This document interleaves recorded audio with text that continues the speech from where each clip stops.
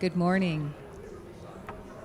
It's good to have you here. I know many will still be coming in. We put the coffee time over there, and then we have people, stroll in. So I know people will start coming in soon. We are so glad to have you here. We are very glad and honored to have Paula Stone Williams here today. Paula was with us 5 years ago when we did our Introduction to Queer Theology series, and I know many of you were there.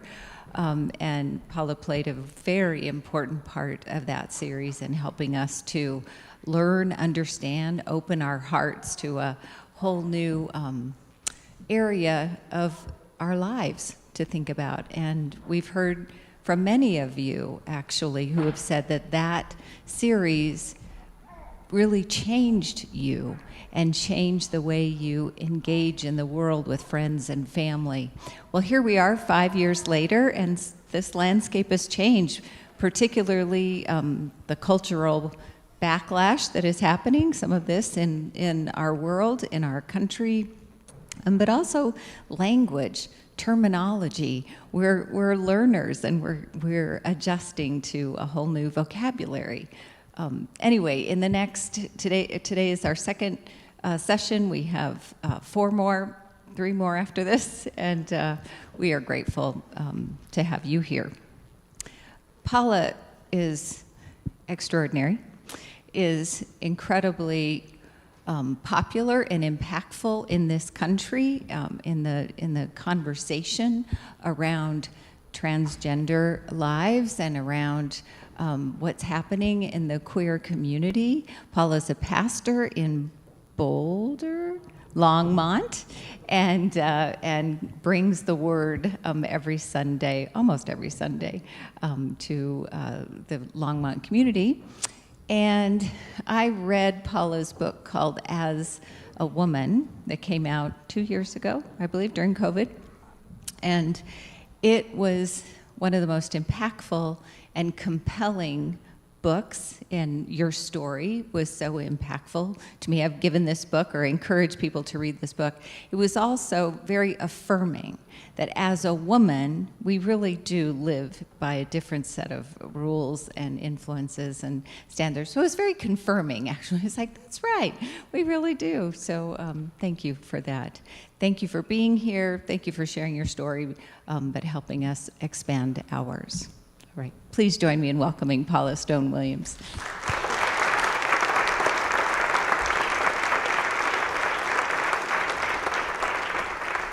Thank you. It's good to be with you today. I do have copies of my book with me.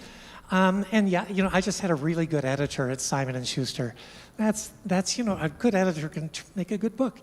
There are a couple of chapters that talk about gender equity, which is the main thing I speak on now all over the world. That's what my first TED Talk was on. And so I've been doing that for several years now. But there's also 2 chapters in this book about what I'm going to be talking about this morning. So if I'm moving awfully quickly and you say, wait a minute, I want that, I think I grabbed about 5 when I left the house this morning. So if you're interested, you can see me. They're $15 each. Be happy to sign for you if you want me to as well. So I was the CEO of a large religious nonprofit, the editor-at-large of a national magazine, the host of a national television show. I was a successful, well-educated white American male. But the poet and mystic Thomas Merton said, it's a difficult thing to climb to the top of the ladder of success, only to realize when you get there that your ladder has been leaning against the wrong wall. So I knew from the time I was probably 4 years of age that I was transgender. In my naivete and probably my white male entitlement, I thought I got to choose. I thought a gender fairy would arrive and say, okay, what's it going to be? But alas, no gender fairy arrived. So I just lived my life. I didn't hate being a boy. I just knew I wasn't one. Went to college, got married, had kids, built a career. But the call toward authenticity has all the subtlety of a smoke alarm. And eventually decisions have to be made. And so I came out as transgender and promptly lost every single one of my jobs. I had never had a bad review. And I lost every single job. In all 50 states of the United States, you cannot be fired for being transgender. But in all 50, you can be fired if you're transgender and you work for a religious corporation. Good to know. It's not easy being a transgender woman. People often ask, do you feel 100% like a woman? And first of all, if you're talking to one transgender person, you're talking to one transgender person. I'm not going to try to speak for anybody else. I feel 100% like a transgender woman. There are things a cisgender woman knows I will never know. That said, I'm learning a lot about what it means to be a woman, and I'm learning a lot about my former gender, and the differences are massive. There is no way a well-educated white male can understand how much the culture is tilted in his favor. There's no way he can understand that because it's all he's ever known and all he ever will know. And conversely, there's no way for a woman to understand the full import of that because, well, being a woman is all she's ever known.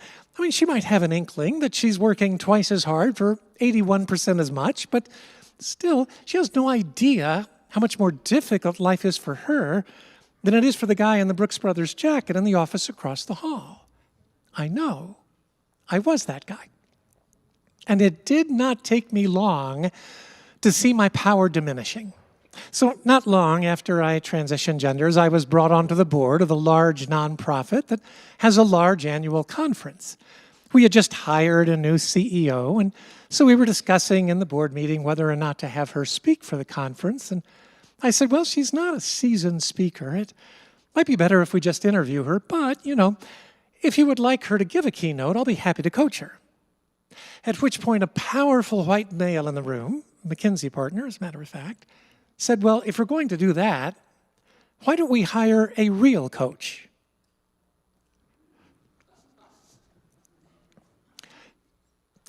So I knew that a number of the women there knew exactly what I had done in my past life, and I just waited for one of them to speak up. But that's another one of the fascinating things I've discovered, is that women tend not to empower one another.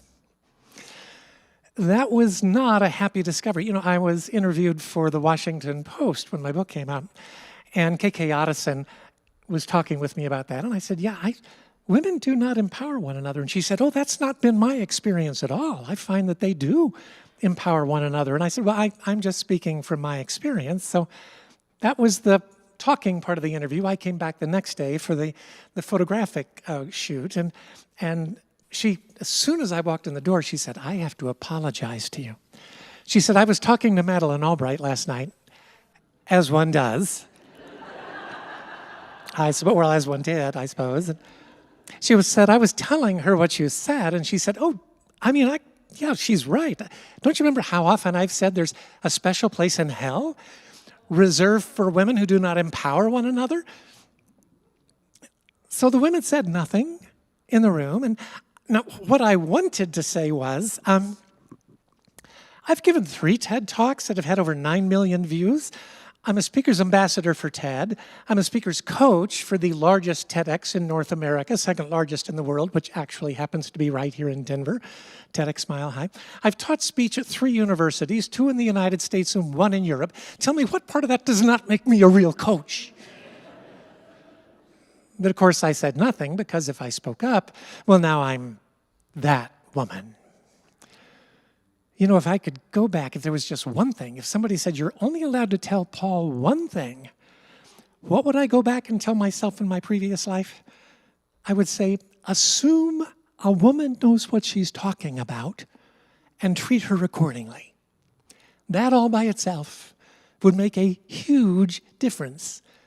Well, that and stop interrupting us, because actually men interrupt women twice as often as they interrupt other men. It's been quite an education, and that is in fact what I speak about all over the world, gender equity. I've heard from women on all 7 continents thanking me for validating their experience, yes, including Antarctica, if you're ahead of me already. But over the last few years, things have shifted significantly.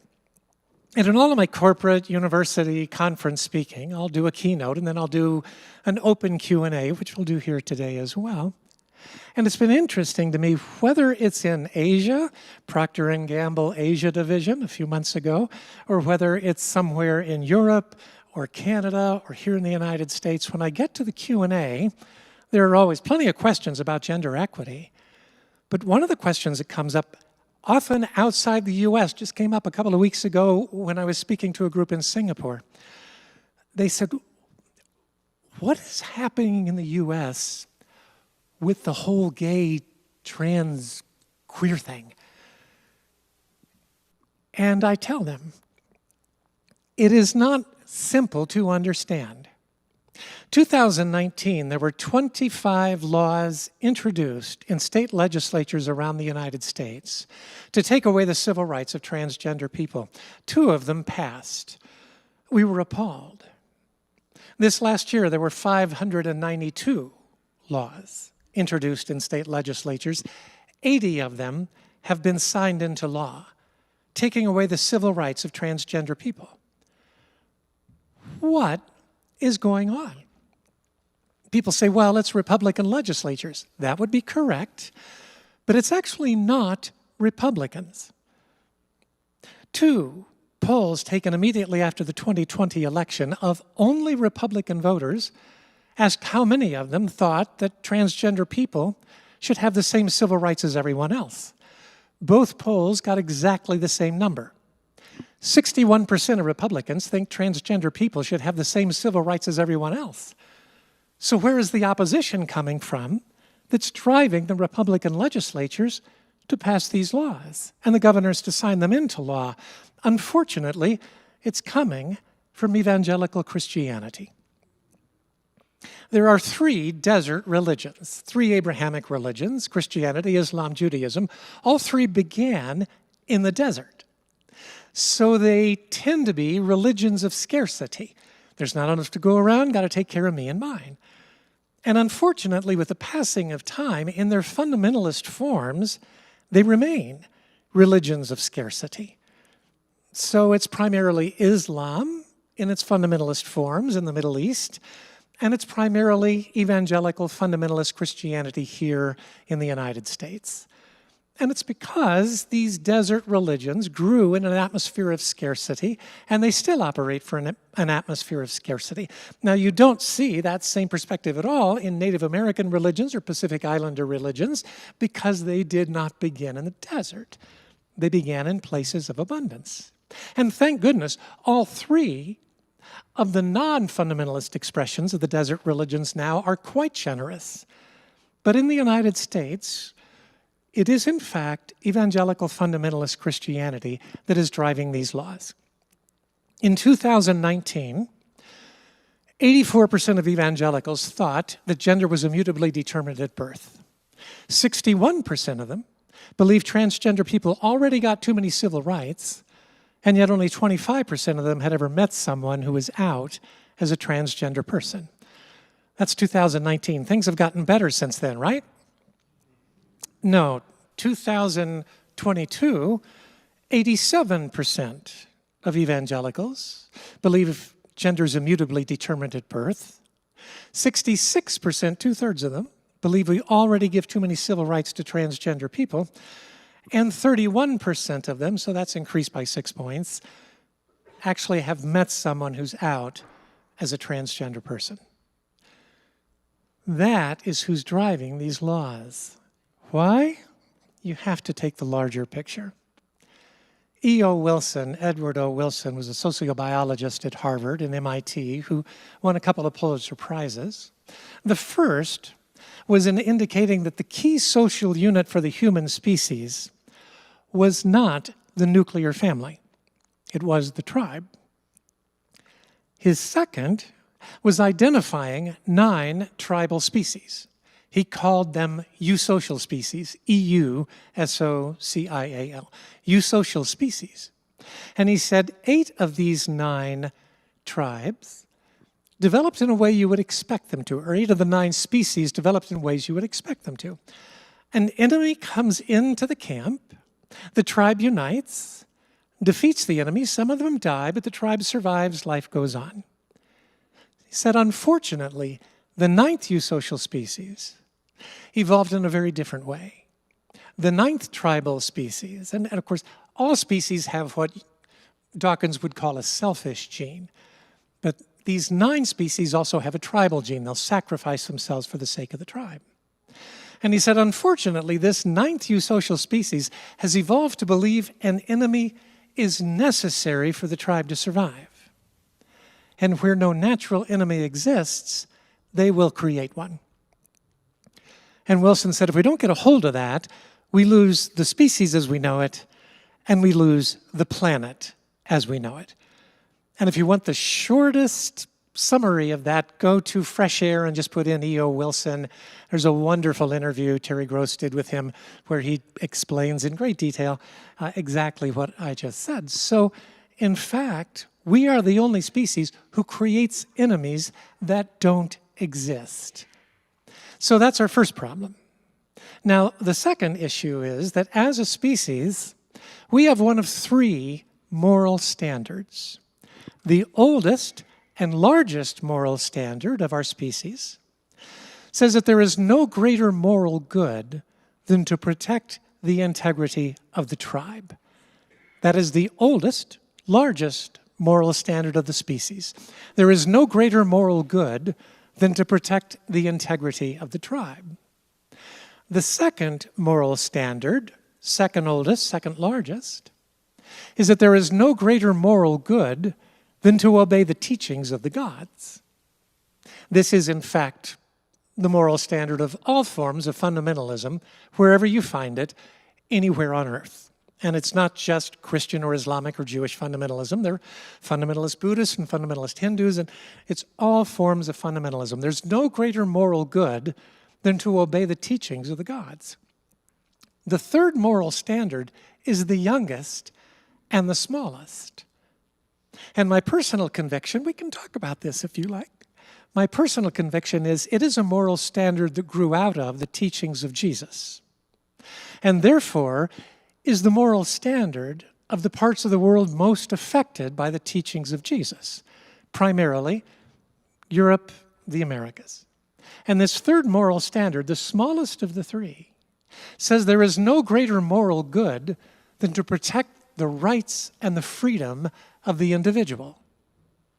Now that is the moral standard on which our nation was based. It is the moral standard of pretty much all of Western Europe. The moral standard that says there is no greater moral good than to protect the rights of the individual, the freedom of the individual. So today, we have a nation that is split between 2 moral standards. So if you're looking at more liberal America, you're looking at the Front Range of Colorado, increasingly the majority of the state. If you're looking at the northeastern United States, the Pacific Northwest, most of the entire West Coast. If you're looking at all of Europe, you're looking at the academy, you look at any university city, and the primary moral standard, there is no greater moral good than to protect the rights of the individual. But we have this growing moral standard that is becoming very, very activist, has been since the 80s, saying there is no greater moral good than to obey the teachings of the gods. And one of the things we're up against when it comes to transgender rights is the evangelical community at its more conservative forms, which now dominates, fundamentalism dominates, does not believe in the separation of church and state. They actually believe the United States is a theocracy, should be a theocracy, that we are God's chosen nation. And you can identify these churches because you'll go to the church on July 4th and you'll hear nothing about Jesus and everything about celebrating the United States as God's chosen nation. And so to them, it's completely and utterly appropriate to force their particular interpretation of Scripture onto an entire nation. That is unfortunately the reality we're dealing with. And we've come into a time of what I would call a perfect storm. So about every 500 years, there's a major cultural paradigm shift in the Western world, in the Christian world. The first one occurred around 590 to 604 when all of Christianity came under the influence of a single pope, Gregory I, more than likely the first pope. That's the first major paradigm shift. Christianity becomes the major religion of the Western world, all under the power of one church, the Roman Catholic Church. The second major paradigm shift happens 500 years later. It is a great schism, 1054. The Eastern Church and Western Church separate. You have the Orthodox Church, you have the Catholic Church. 500 years after that came a massive paradigm shift for Western civilization. Begins with the Renaissance, ends with the Enlightenment. In the middle of it is the Reformation, where you have on one side Protestantism and on the other side Roman Catholicism. And the modern age arrives, the age of science, the age of worshiping science and worshiping the rational mind. It is John Locke, a rational God created a rational mind with the ability to understand a rational world created in a rational way. You get the point. But now, 500 years later, we're coming to the end of the modern age and into a brand new paradigm that is so new we don't know what to call it yet. We only call it by what it's not. We call it postmodernism because it's not the modern age, it's what's come after the modern age. It eventually will be called something else, but right now it's postmodernism. And anytime you see these massive cultural shifts, you see them go through 5 distinct phases. It begins with the world of philosophy, continues to the arts. From the arts, it goes to the academy, the world of science. From there, it goes to the culture at large. And guess where the last part of a civilization is to actually bring about change? It's religion. So let's just take a look at the end of the modern age and the beginnings of the postmodern age. So the very end of the modern age, philosophically, you have the existentialists, Camus, Sartre, Jacques Maritain. Philosophically, the beginning of postmodernism, you have Derrida, Foucault, Richard Rorty. So philosophically, that's what's going on. Let's look at the arts. That's the next area. Within classical music, you have the end of the modern age, Tchaikovsky, Stravinsky, Prokofiev. The beginning of the postmodern age, you have John Cage, Philip Glass, probably. Take a look at the arts. The end of the modern age, you have Jackson Pollock and Picasso. The beginning of the postmodern age, you have Jacques Lacan and Andy Warhol. Then you go to the academy, to the scientific world. The end of the modern age is quantum physics, chaos theory. The beginning of the postmodern age, you know what it is, it's AI. And the fact that it's going to massively change our civilization, our world.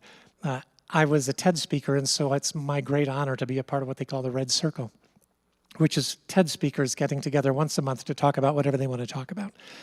And so this past Wednesday, I got to listen to probably about 7, 8 of the top leaders in the world on AI. And I just listened.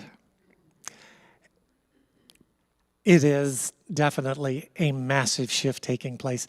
Toward the end, they said to all of us, okay, if you could bring just one person from history back and have them give a TED Talk, what would it be? And I said, Shakespeare, and the subject would be to be or not to be with AI. So that's the main academy scientific shift. Then we see the broader cultural shift. You can see that on Broadway. So a great late modern age musical based on a modern age novel, Les Miserables. That's the end of the modern age. Then you have the bridge between the modern age and the postmodern age, Rent. And then you have a purely postmodern musical, Hamilton. Something that's like nothing we've ever seen before. It's right there in modern culture, we see that shift. Then we come to the world of religion. America, primarily a Christian nation still. And we go from the rise of the megachurch to the unchurching of America.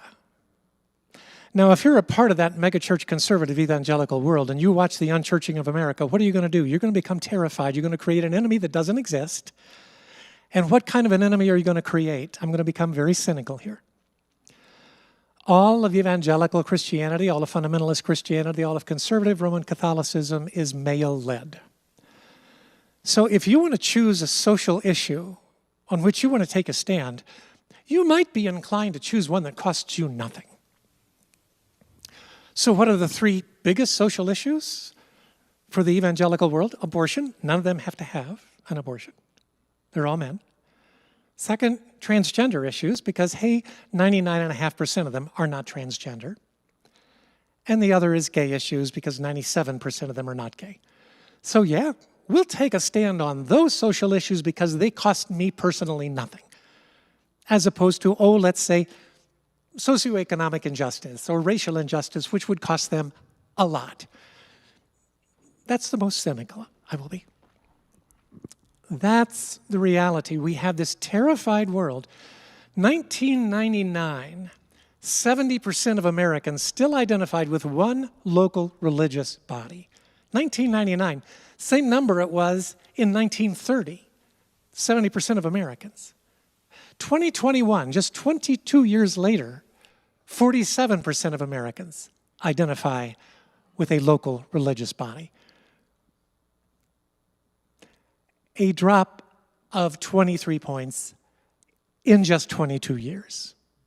The great unchurching of America. And then COVID comes along, and all of us who are church people will spend the next 10 years trying to figure out what on earth is going on. In a very practical way, a lot of churches, pre-COVID, the average committed person attended church 2 weeks out of 3. Post-COVID, it's 1 out of 3. They're giving at the same levels, but they're attending less often. But the biggest shift is people have decided they really don't need any kind of a local body to work out their spirituality. And that, I truly believe, is tragic. You know, as a species, we never took off when we stayed at the level of blood kin. We didn't. We just didn't thrive as a species when we stayed at the level of blood kin. We began to thrive as a species when we moved from the level of blood kin to the level of tribe. What brought us together? What caused us to become a tribal species? Most people assume it was our need for safety. More safety in bigger groups. It's not. What caused us to become a tribal species, which is when language took off and civilization took off and our species took off, was not man's search for safety. It was Viktor Frankl. Man's search for meaning. Think Stonehenge, or the carved bodies of Rapa Nui, or burial mounds of indigenous Americans. We have always worked out the meaning of life better in community than we have on our own. And yet we're now entering this period where that is no longer happening. That's a massive paradigm shift. And you take a look at the evangelical fundamentalist world, they are losing their people and their power and their younger generation. 51% of millennial evangelicals are supportive of marriage equality and trans rights. That terrifies those who still have the power. That is what is driving all of these laws. So what do we do about it? Well, first, we vote. That I ran for office, and now I'm on the town board in Lyons, Colorado, because I believe we need to be involved in the system. And it's interesting because our mayor and town supervisor were talking a couple of weeks ago, and the mayor said, I hope everybody runs again, because this has been a great board. It has been a great board. And I said, well, I'm intending to run again, but it doesn't necessarily mean I'll be elected, because, you know, things have changed significantly in the last few years. And they said, what do you mean? I said, well, you know, I'm transgender, and that's not real popular right now. And our mayor and 2 of our board members, both, well, 3 of them, were like, oh, that's right. We always forget you're transgender. Now, that can happen in Boulder County. that can happen in Park Hill. That's not going to happen in Weld County. It's a whole different world. How do we change it? I'm convinced really the only way we can change the narrative is proximity and narrative. We have to tell our stories closely to one another. So I coach TEDx Mile High, and this past September we had our most recent show at the LA Calkins. I love that theater. It's a great, I emceed that show. It is like the best sound on earth. But I coach all of our speakers, and so the day I met all of our speakers, one of the speakers, and I'll go ahead and say it was the district attorney of Weld County. And that person looked on me with great suspicion and wasn't all that pleased that he'd been assigned to me as his speaker coach. And I honestly also was not greatly pleased. I said to Helena, our head curator and head coach, I said, you sure you don't want to let Megan take him, who only works with a handful all the way through? I work with almost all of the speakers when it comes to memorization and presentation of their talk. And she said, no, I think it will be good for both of you. And it took a little while, but finally there was one day, and I remember what happened. We were talking and he was making his presentation, and I said, here's the thing. I said, you need to look on stage like a district attorney, but not too much like a district attorney. You need to connect with the audience, and you're not doing that. You're trying to convince a jury. You're going to have to be more vulnerable, open up more, because he was speaking on a powerful topic, vicarious trauma. And everything shifted that day.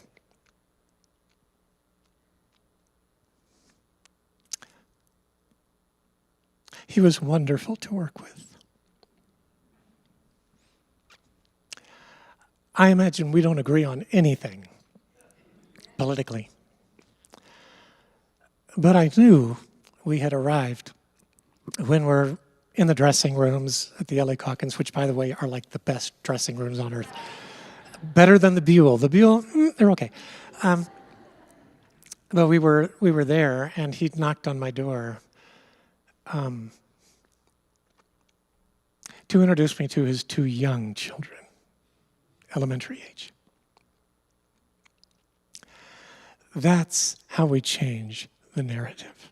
He did a great job, by the way. If that talk should be out before long. It was really very good. Changed my view. I have the Boulder County DA is an acquaintance of mine. We were just talking last Sunday. That's easy. The only way I think we're going to change it is those of us who are on the left finding opportunity to communicate with those on the right. So I speak at universities all over, mostly the United States and Canada, some in Europe. And I get paid a lot of money for a single speech. I'm very fortunate that way because of the TED Talks. And I'll ride that wave as long as I can, because there will come a point where nobody cares any longer. But I will go to Christian universities pro bono. Because if I can get in front of those kids, then what happens is, oh, she's relatively normal. As relatively normal as I am. That now we've gotten there. So last year at TED, I worked with Manish Bhardwaj, who teaches at both MIT and Princeton, because apparently one of those isn't enough. And he's just brilliant and the most humble man. He teaches a course at Princeton, Moral Clarity for Entrepreneurs. I know, it's an oxymoron. By the way, it's an elective course. 70% of those who take it identify as female. Just saying. Make of that as you will. But he was teaching a course at MIT this last semester, and so he wanted to talk with me about it. What do we call it? And he actually chose the language that I use: proximity and narrative. And the entire course was focused on one-on-one, what happens in one-on-one communication with another person where you're able to begin in areas where there is no conflict and proceed to areas where there is significant conflict. And the amount of time it takes to get there. And so he was very interested, of course, in my experience with TEDx Mile High this fall. Because I was changed as much as Mike was, Michael O'Rourke. And yeah, I think that's how we change it. And you say, that's not fast enough. Yeah, I think that's the only choice we've got. Because standing across the street yelling at each other does not accomplish anything. It gets nothing done until we can see the humanity of the other. Now, I think the one way it can be done at a massive level is actually the media. If you want to take a look at, it took us 150 years to move as a nation on slavery. It took 20 years to get to marriage equality. How did that happen in 20 years? Long-form television. It started with All in the Family, introduces the subject. From All in the Family, it's the scripted Ellen show, comes out in the scripted show. From there, it moves to Will and Grace, where it's friends who are gay, friends who are not gay, but very much focused on the gayness. From there, it goes to Modern Family, where the fact that some of the folks are gay is utterly incidental. That is the progression that brought us there. So last year, I was asked to speak to 60 television writers of current scripts, current TV scripts. They're working currently with shows that are on the air. And so these are all successful writers, and we had 4 of us talking to 60 of them. They were in groups of 15. The other 3 speakers were the woman who was a whistleblower in the Theranos scandal, this brilliant woman who I think was 12. I don't know. To me, everybody seems 12 now. It was her. It was an actor from Black Panther who was a DACA recipient. It was a young man wrongly incarcerated as an adult in his teens, and me. And it was wonderful talking with all those writers because they already have gotten to the point where trans characters it's incidental that they're trans. That is how we get there. That's why most of my speaking worldwide is not on trans issues, it's on gender equity. It's not exactly nothing that I'm trans, it's what gets me through the door.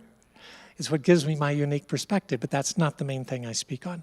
I think that's how we get it done. We can't take it personally, but we do have to fight for the rights, particularly of trans children. So, that's a lot for you to take in.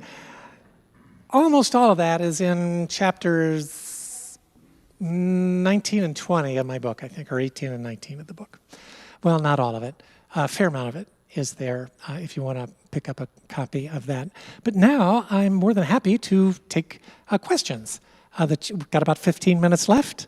So and you can ask me any question you want to ask on any subject whatsoever. There are no subjects off limits. It doesn't mean I'll answer them, but you can ask them. There's one right up here in the front. Yes, okay.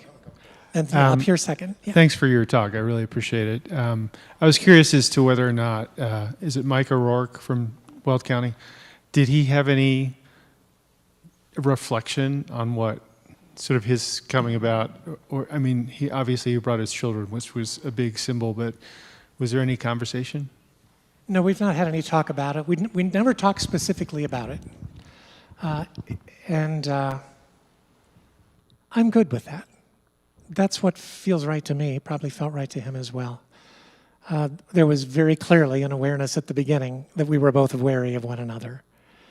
And once he realized I knew my stuff, then he was willing to take direction. And we are really tough on them. I mean, so you're talking very, very incredible leaders from, we get speakers from all over the world come to TEDx Mile High, and then the smartest people on the Front Range who are not accustomed to being told, that sucked. That's my job. So at TED, at Big TED in New York, they tell us, your job as a coach is to take a nerd and give them jazz hands. So, I need to win their trust and develop intimacy with them, because I'm going to be giving them a level of direction that they're not accustomed to getting. And that is, but yeah, we've not talked about it, and I'm good with that. Yeah. Yes. I have a teenager. My teenager is part of the LGBTQ community, and my parents just moved closer to them, moving into Denver. My parents are very fundamentalist evangelicals. And so I just wondered if you had some thinking around how to maintain that relationship and build that community with my parents. And I find that relationship, grandparent-grandchild, so valuable, while also keeping my child safe. You must protect your child first and foremost.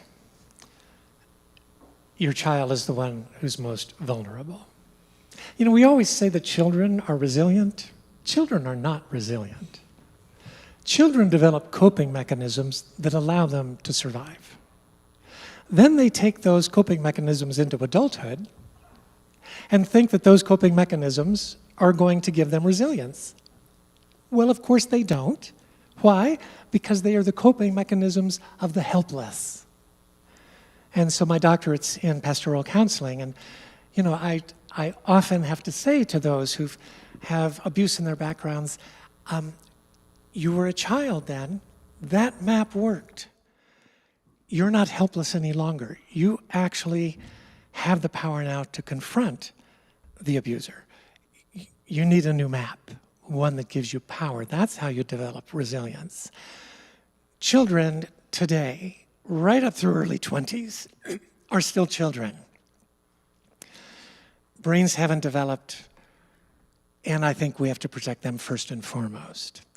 And sometimes that means not having relationships with parents who will not stay off the subject. And I think there has to be a hard line there. You will not talk about this if you cannot accept them. And the biggest one with trans or non-binary kids is you will use the proper pronouns and the proper name. And you're allowed to make a mistake. I misgender people myself. I have a lot of trans and non-binary people in my church. For some reason, there's one non-binary person that I keep calling she, not they. And I mean, I'm the pastor. Jeez.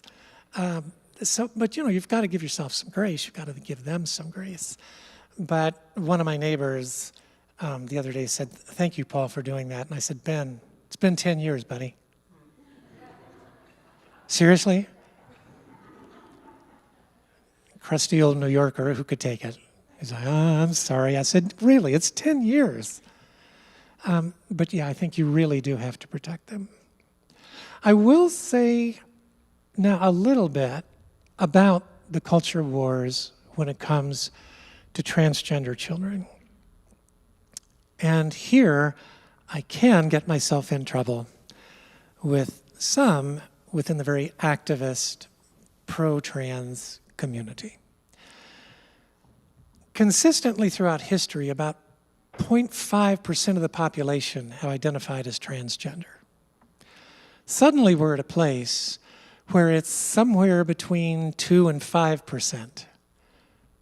So has it always been 2 to 5% who are transgender? And we just never knew it? Or is something else going on? Is it still likely 0.5%, or maybe in more open times 1%, and that maybe up to 4% of these people are not going to identify as transgender a little later? History is always already showing us that is in fact the case. Child needs to individuate or differentiate, whatever school of language you want to use.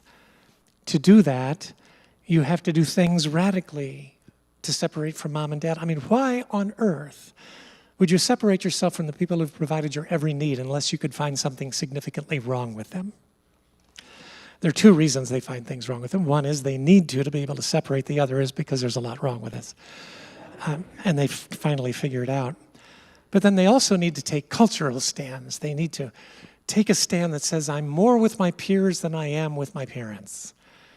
And so there is great peer influence that causes young people to identify as trans or non-binary, who likely will not at age 25 or 20.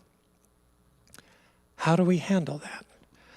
The main thing I say to parents, I do not work with trans children, trans adults, or families with trans people, too much countertransference. My former wife does. We work together as therapists.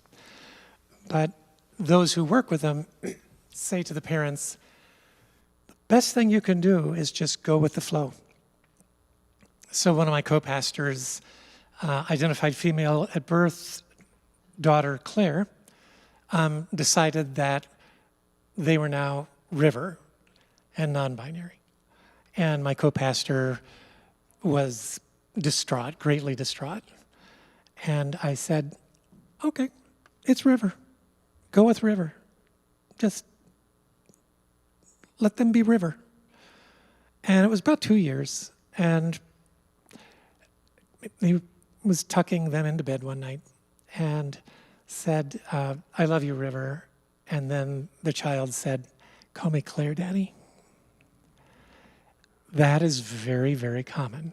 And the best thing parents can do is go with the flow. So how do you know if you're dealing with someone who likely is going to be transgender and transition genders? That one is a little bit easier to identify if, from a very early age, 3 or 4, a child has consistently, persistently said they are not the gender identified in their birth certificate. That is someone you can be quite sure is in fact transgender. You also can treat that child, that adolescent, medically at 13 or 14 years of age. You still don't want to do anything that's not reversible until 18. But you can treat them pretty early because you know you're dealing with someone who's transgender. But if someone who very much seemed to be presenting with the gender presentation that we would typically see related to the gender on their birth certificate, and suddenly they're saying they're gender non-binary or they're trans, that is not someone you want to rush into getting medical treatment that can change their bodies forever.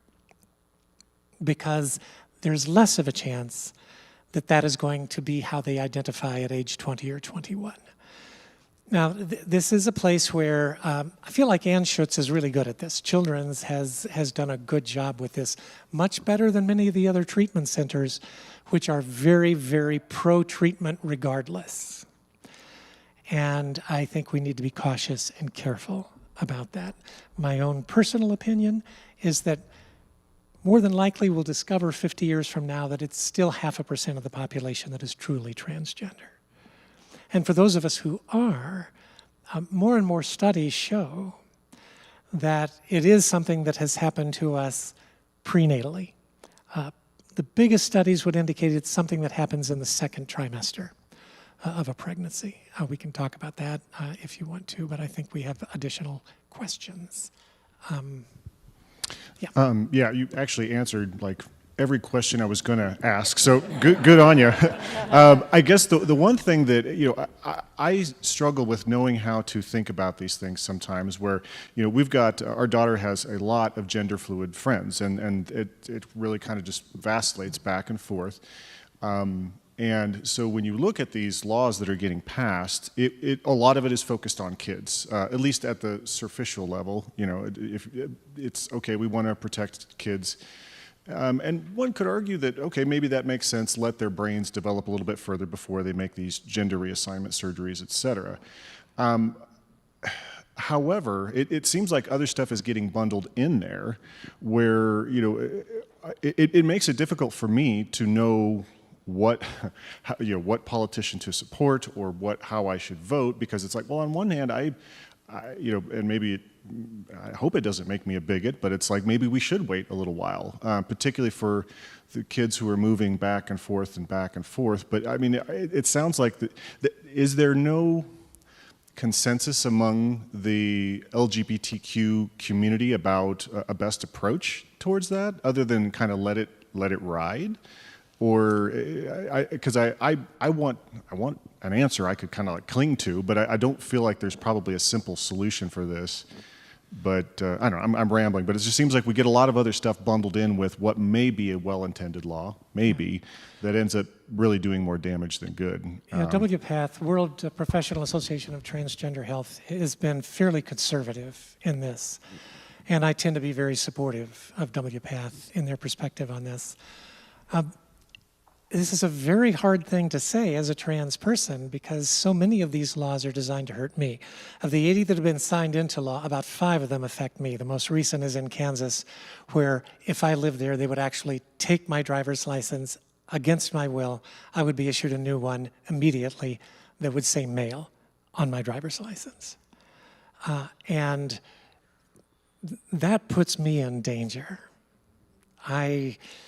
That is terrifying to me. So those kinds of things we must fight. And we have to admit that the largest fundamentalist organizations that are writing most of these laws, their CEO states, and I quote, "It is our desire to rid the world of the notion of anyone being transgender." That's terrifying. On the other hand, I think caution is really important. But do we need the laws? Basically, for eons, we've trusted parents to make that decision. Most of the time, that's a good idea. Should the state be making a decision that for literally millennia parents have been making? It should be, if you believe the United States is a theocracy, and you believe it's a theocracy that is specifically Christian and specifically according to your understanding of Christian scripture. So, I mean, that is clearly what's happening. So it is complicated. I am not supportive of early medical treatment. I also believe when it comes to trans women, that's me, I'm a trans woman, identified male at birth. When it comes to competition at the high school or college level, if anti-androgens and estrogen were not begun until after puberty, that trans female is at a definite advantage in competition over a cisgender, someone who is identified female at birth, female. And so the women athletes, particularly in the world of swimming right now, who are really upset about that, it is my own opinion, they have a right to be. You know, I'm a mountain biker. Going uphill, I have lost a lot of muscle mass and a lot of time. Coming downhill, I ride exactly the same times I rode as a guy. And one of the areas that we know, it's kind of fascinating for transgender people, when we do fMRI studies, and of course fMRI, functional MRI studies aren't real exact yet, but fMRI studies indicate that transgender people pre-hormonal treatment, have brains that function about 50% between male and female. I always say I live in the liminal space between genders. I come from the borderlands between genders. These studies would indicate that's true. That pre-hormonal treatment, brains are about 50% male, 50% female. They're kind of right at the middle. But there's a couple of areas where consistently, for trans women, again, that's me, where consistently the brains are almost pre-hormonal treatment, 100% female or 100% male. 100% female is in olfactory processing. So what that means is apparently my entire life from the time I was born, I process odors in the way that women process odors. 100%. But also trans women, again, that's me, 100% of them have the spatial awareness of males, which means they're more inclined to know whether they can get through that space in their mountain bike between two rocks, or whether they actually don't have the ability to do that. They can instantly make spatial determinations. I parked in a really tight spot today, parallel parking, and just pulled it up because I can do that. And of course, gender is a spectrum, and you'll find people all across that in both those things, processing odors and spatial awareness. But on the whole, it's easier for those born male to identify spatial awareness. So should I, in fact, be in mountain biking races with those identified female at birth when I know good and well that I do have an uncanny ability to know whether or not my bike can make it through those two rocks? That was a long answer. But I want you to understand how difficult it is, that these things are, in fact, that there's no one-size-fits-all, that we've got to be able to have conversations about this. There is a question on this side. Hi, I just wanted to say thank you very much for the presentation, and I want to follow up on the conversation you had with the person in training at TED Talk Mile High. How do you, to have those one-on-one conversations where you can feel really vulnerable and terrified and scared, how do you touch the vulnerability in yourself to have the one-on-one conversation with the person who's the difficult conversant? Right. I'm not a fair person to ask of that, because I will not live long enough to lose my white male entitlement. I had 6 decades of privilege. I have a lot of ego strength and not a lot of ego need. And so if there's anybody who can, in fact, go into an adversarial environment and stand pretty strong, it's me. And that's why I would much rather be involved in those conversations than the poor teenager who's trans, who has great ego need and not much ego strength. So in my case, it's actually no big deal. I also am received by the world as a woman, and that makes it much, much easier for me than it is for trans women, who everybody looks at them and immediately thinks they're trans. I don't get the kind of prejudicial treatment that a lot of trans women get. So it really is a fairly easy thing for me to do. It's just a matter of biting my lip when, not just saying stupid things, I say stupid things, so do you.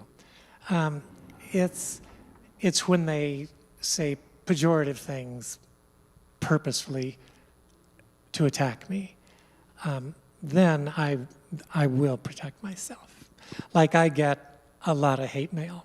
I don't open any of it. My first TED Talks had 7 million views. I think it's last time I looked on YouTube, it has 16,000 comments. I will look at comments on the TED site, because it's also on TED, because the people who are watching on the TED site tend to be one segment of the population. YouTube's another. I have never looked at one of the 16,000 comments because I can't. We have people at our doors every week. Our doors are locked. We decide who we let in at church and who we don't let in. We do our services live online, and we routinely have to kick people off who are coming on to disrupt because of my profile. I MC every other TEDx Mile High show. We have more security around when I'm MCing than when others are. That's just a reality I have to face. So I was going to offer another perspective to the argument about more people identifying as trans. When, as someone who's in high school and around a lot of children who accept each other-ish, there's definitely a lot more exploration of gender identity, which might be where we're kind of confusing radical transformation with this exploration. I think that right now we're hitting a really big generational difference where maybe in past generations exploring sexuality inside of things like college were more accepted. I think now that is gender identity for children. And it, just to put peace to mind to any parents. I also do have a question. I want to respond to that first. Thank you for bringing that up, because I think it's utterly marvelous that we live in a time where we can all just, oh God, that would have helped me so much, because I wasn't sure I was trans, and if I had been allowed to explore as a teenager, I would have known it with great certainty much sooner. That would have been a marvelous thing for me. I think it's wonderful, and that's why, like to my one co-pastor, I'm like, fine, it's River. Just allow the child to do what the child needs to do, and maybe they are trans, maybe they are non-binary, maybe they will remain non-binary. It's important to allow them that freedom. So yes, I absolutely agree with that. Allowing them that freedom to the point of medical treatment, now we have a different set of questions to ask, and that's what I was addressing before. So yes, your question. And this is the last question we can take. We've run out of time. I was wondering, does the speed of which we are causing radical change mean that we could have greater or more dramatic backfire? Oh, God, I love that question. That's probably a question for the anthropologists, sociologists, not so much for me. Yeah, 150 years it took us to get to outlaw slavery, and yet here we still are, later, still dealing with this. Marriage equality happened in 20 years, and it did not allow the slower parts of the paradigm shift to catch up, religion specifically. So yeah, I think we're going to see it more and more because of how rapidly it all occurs. Well, that's a question we could discuss all day long. So the very first time I was ever in this building was to see David White, and the time I was here, David White told this poem, and I'll end with it. When your eyes are tired, the world is tired also. When your vision has gone, no part of the world can find you. It's time to go into the dark, where the night has eyes to recognize its own. There you can be sure you are not beyond love. The dark will be your home tonight. The night will give you a horizon further than you can see. You must learn one thing. You must learn one thing. You must learn one thing. The world was made to be free in. You must give up all other worlds except the one to which you belong. Sometimes it takes darkness and the sweet confinement of your aloneness to learn that anything or anyone that does not bring you alive, anything or anyone that does not bring you alive is too small for you. Thank you.